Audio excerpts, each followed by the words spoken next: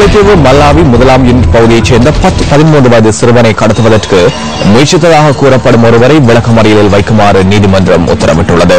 கடந்த வெள்ளிக்கிழமை குறித்த சிறுவனின் வீட்டுக்கு சென்ற சந்தேக நபர் ஆடைகளை வாங்கித் தருவதாக தெரிவித்து சிறுவனை அழைத்துச் சென்றுள்ளதாக போலீஸ் ஊடகப் பிரிவு தெரிவித்துள்ளது. எவ்வாறாயினும் சிறுவனை சந்தேக நபர் யாழ்ப்பாணத்திற்கு அழைத்துச் செல்ல முயற்சித்ததாக அவரது குடும்பத்தார் கூறுகின்றனர். மல்லாவி மேற்கு பகுதியில் சந்தேக நபரை சிவில் பாதுகாப்பு குழுவினர் பிடித்து மல்லாவி போலீஸ் நிலையத்தில் ஒப்படைத்துள்ளதாகவும் போலீஸ் ஊடகப் பிரிவு சுட்டிக்காட்டியுள்ளது.